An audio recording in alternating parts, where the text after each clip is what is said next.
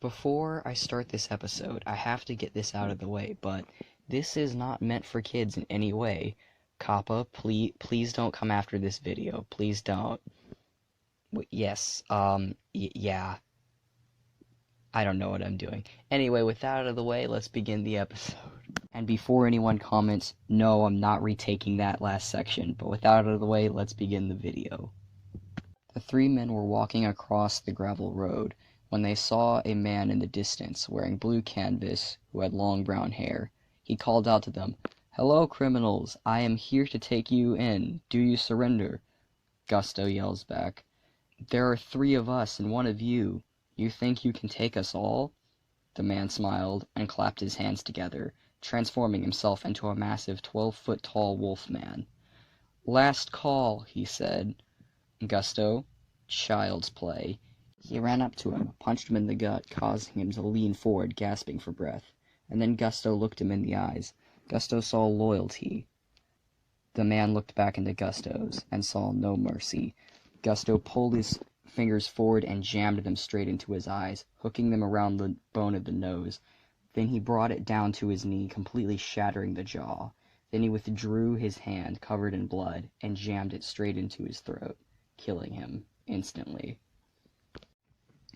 Idun walked up to them. "That was way too far." Gusto, "What do you mean?" "Idun, you can't just kill someone like that." Gusto pointed towards the body. "Look at him. He is our enemy. Hesitate in battle and you will die swiftly. Take this advice from the experts. Clivis, he is right. I know you're not an assassin or a warrior, but remember that in a battle you do what you must to survive." Idun, "I could have killed you, but I didn't, and now you're with us." Gusto, "I hate to break this to you, but this is reality, not a child's storybook. You can't talk your enemies into magically switching sides." Idun, "Yes, you can." Gusto, "Look, I did what I had to do.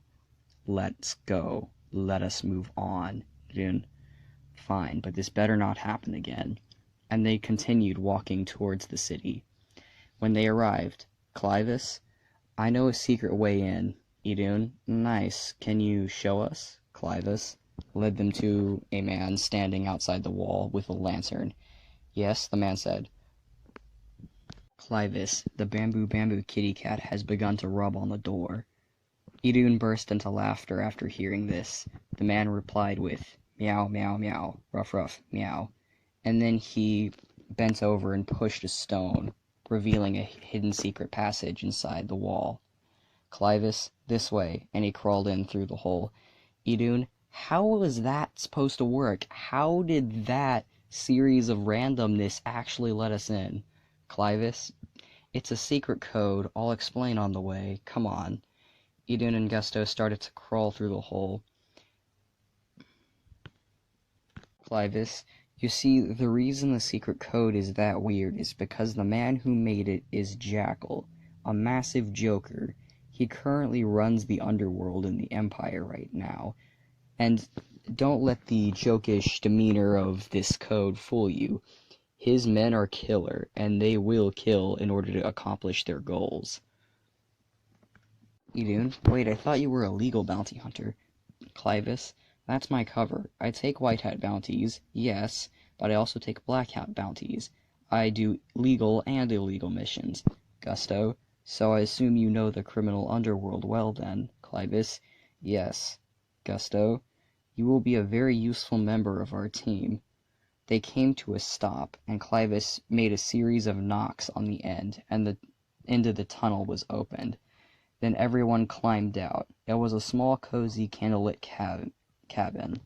"Welcome back, Clivis. You break more cube, I assume," was said in a female voice. Clivis, "Yes, I am back." Standing behind the counter was a woman in a simple brown canvas dress, with long red hair and a freckled face and brown eyes. Clivis, Here is 5 gray cube, plus 2 for the extra services." The girl, "Oh, I see you want access to our resources." Clivis, "Yes." "Alright, take your friends upstairs. Oh, by the way, Clivis, remember to say the secret password." Clivis, "No, I'm not saying that stupid password again." "Alright, everyone, let's go." She said, "Oh, sorry, Clivis. I think I might have to tell Jackal about that." Clivis, "Please don't. This stays between you and me." She held out her hand. Clivis, "Fine," and he gave her another extra gray cube. Then everyone went upstairs, and Clivis locked the door behind them. Idun, "So, what are we doing here exactly?" Clivis, "Well, I paid for access to Jackal's supplies, so we have quite a bit to work with. So, let's address the elephant in the room. The prison that we're trying to break into is called the Dungeon of Isolation. It was constructed to hold the Cosmari and took 12 years to build, because they placed enchantments on the area, and it is guarded by over 150 soldiers, and their warden is a wizard on top of all of this. Are any of you having second thoughts now? If you are, now is the time to turn back, because this is our last chance to. Idun, I vote we turn back. This seems like a really bad idea. Gusto, no, if Clivis isn't lying about the vision, we will make this out of this alive. And we'll make it out with another magic user. That is a useful addition to our team. Idun, um, I really think we should just leave. Please, please let's go. Clivis, like I said before, I'm not lying. I just think it's a really bad idea. Idun, I really agree with him. Let's please go. Gusto, we will be fine if it is true. So, what is our plan? Idun, alright, if you say so. Clivis, the first thing we need to do is get past the wall. Clivis, not just a wall. After the wall is a courtyard, patrolled by soldiers. The soldiers also patrol the outside, too, by over half a mile.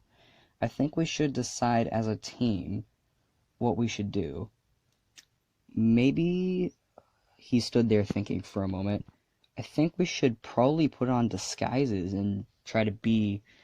well, disguises some of them at least. If we do that, we can't be spotted, and we can easily make it in without needing to fight.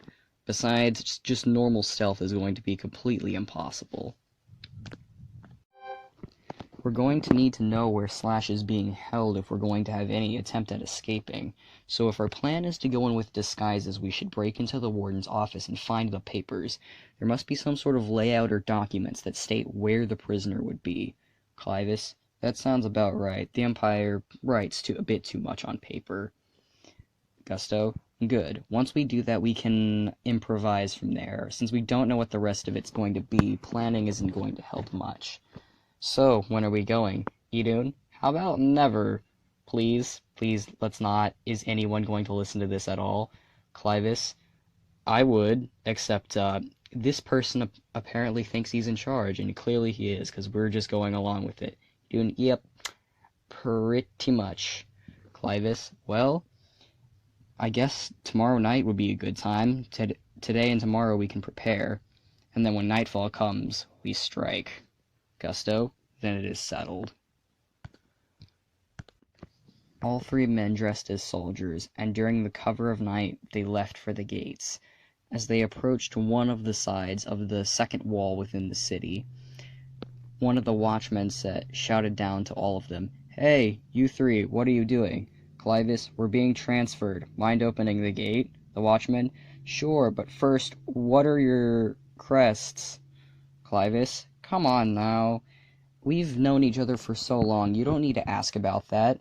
The other guy, clearly pretending to know what he was talking about. "Alright, I'll let you in, but next time you gotta remember what your crest is." Clivis, "Good. I feel like that's an agreement." The gate was opened, and they all went in. They began searching around the inside of the prison, looking for the warden's office. It took about 30 minutes or so, but they eventually found it. When they saw it, the warden was sitting behind his desk, doing paperwork.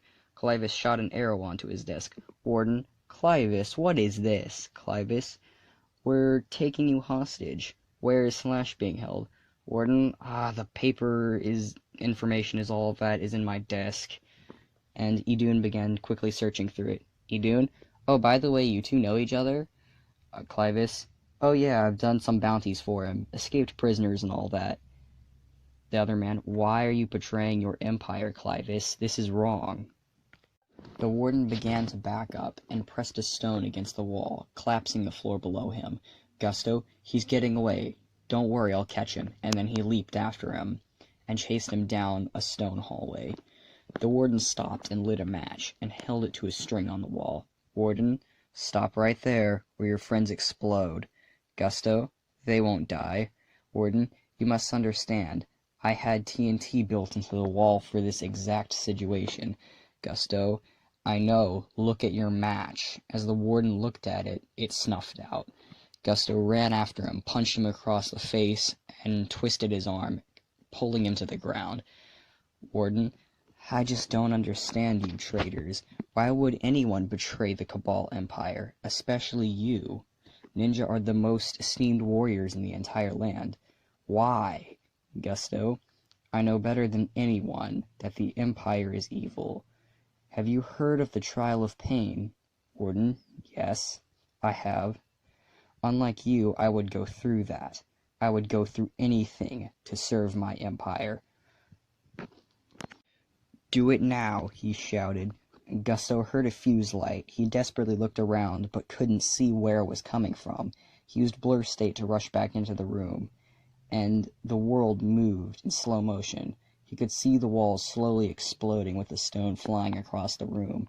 He knew he could only save one of his teammates. To be continued.